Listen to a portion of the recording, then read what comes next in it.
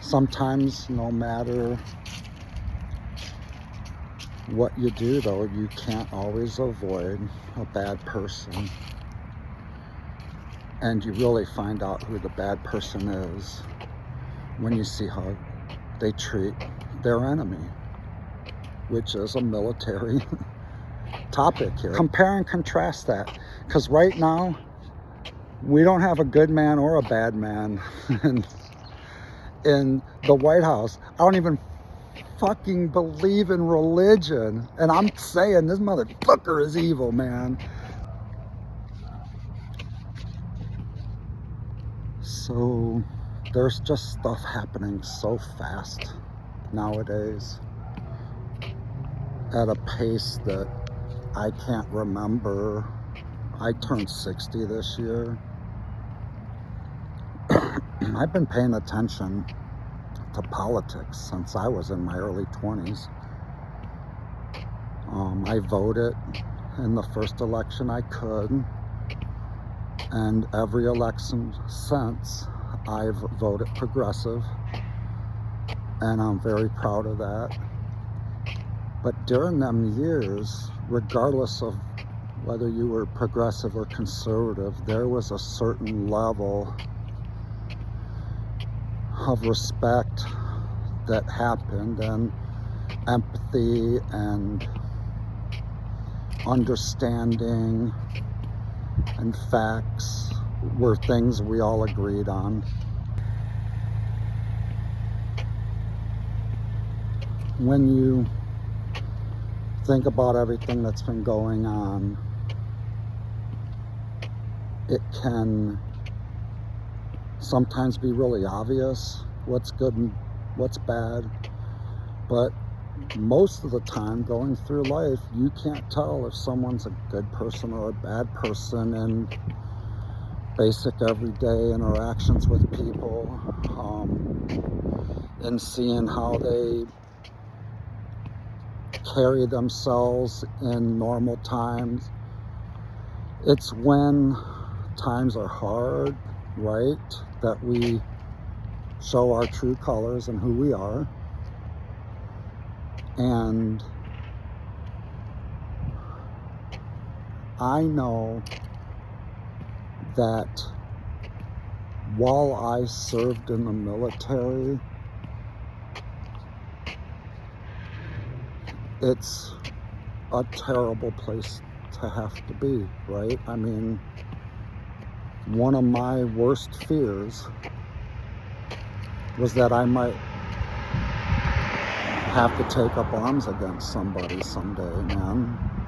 Not a fear in, I don't know how I'm gonna, carry myself, but just in the fear of living with that for the rest of your life, man. That's why I went into search and rescue when I joined the military. I thought that would, allow me to still be in the military and, save lives.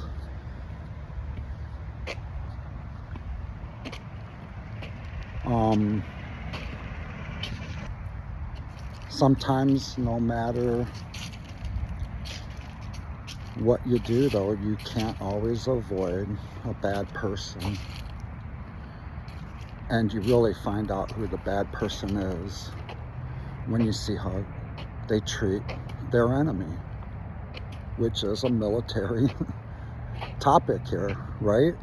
Like, you're in war, or you're in conflict, or you're in peacetime, and something happens.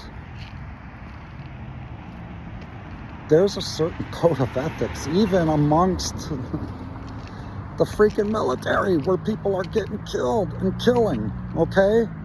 There's a certain fucking code of ethics, and in the military, we call it the Uniform Code of Military Justice.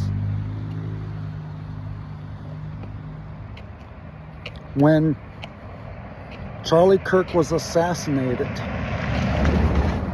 which is a current event in our country, when Charlie Kirk was assassinated,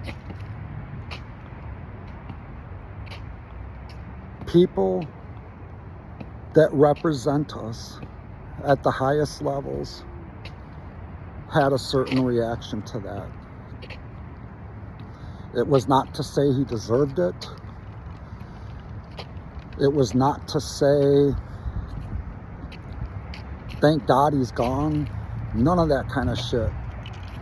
Now, that might have been floating around out there on the internet by who knows who, because we recently found out so many X accounts are just not even in this country. They're, you know, participating in our politics in a negative way. And now we know they're not even in our country. They've been trolling, and there's robots. So the people at the bottom might have been seeing some bad shit. Might have been robots. Might have been fake accounts, out-of-country accounts, trolling us. Might have been actual assholes on the left also that had been saying bad shit. But they weren't our leaders on the left. Yesterday, we lost Rob Reiner. And I said I turned 60 this year. This man, I grew up with this dude. I mean, this guy's a good fucking guy, man. You see that this guy has been a good guy, man. He started out as an actor. I think he was around 19 when I remember seeing him in All in the Family. And he was the boyfriend of Gloria, right? And old Archie Bunker and his bigoted ways hated him because he was a progressive, he was a hippie, which, you know, that doesn't go hand in hand. But he was progressive, and Archie frickin' called him Meathead all the time. So I watched Meathead for at least 10 years on All in the Family growing up. And then as a young adult, all of a sudden you see, you know, directed by Rob Reiner. You're like, isn't that Meathead? And so then for the next 40 years, I've just seen this dude direct frickin' some of the best movies, man. When Charlie Kirk was assassinated, murdered, Rob Reiner had a specific response to it. And I'll tie that in here, but look at his response. And other people have been saying, you know, compare and contrast that. I'm gonna put that out there too.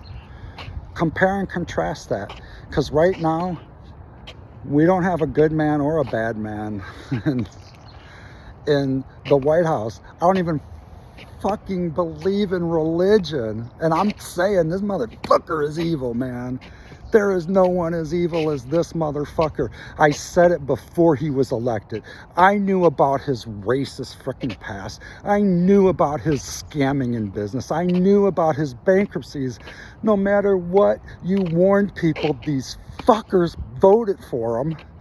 And now, yeah, fuckers, dude, because you voted for him a second time when you knew the fucked up shit he did the first time. And now this motherfucker is kidnapping fucking citizens, kidnapping people that fucking got a right to be here, fucking lying to us all the time, murdering people in fucking boats. And you guys are saying fucking, oh, does this look like a fishing boat? It doesn't fucking look like any boat, dude. They transport supplies back and forth through those islands.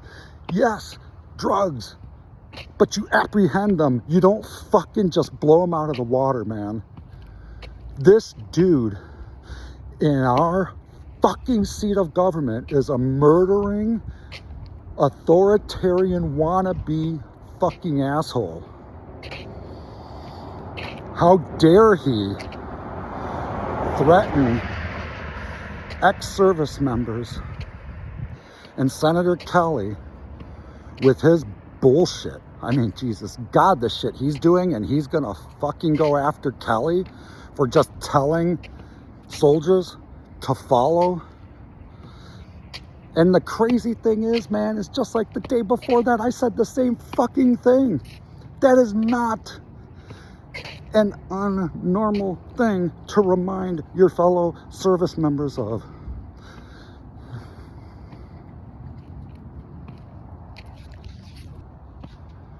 If you haven't seen it yet, this is how our president responded to the death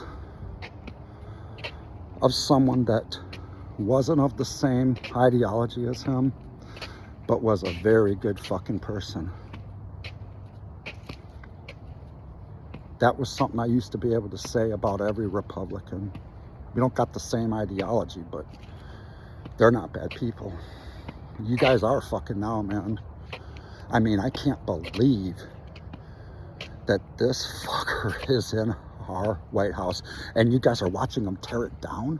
I mean, figuratively and literally, this fucker is tearing down our government. You can see it. And the White House is just a physical representation of the fucking clusterfuck that this guy is, man. Whew! Tell me about it, dude.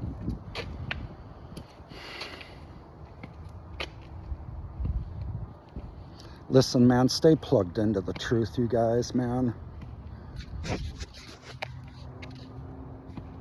Be careful who you surround yourself with. Watch how people act when they're under pressure.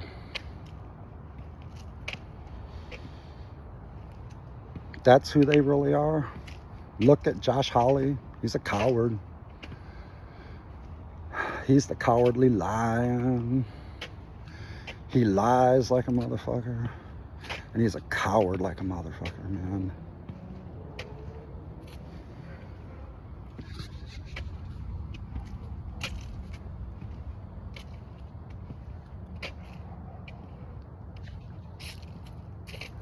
Things ain't gonna change in 2026 because Trump's gonna have veto power, but if we can take the Senate and Congress, which is gonna be really hard, we might be able to impeach him or hold him accountable or slow him down, because no one is stopping him now. All right, one love, you guys. Stay safe.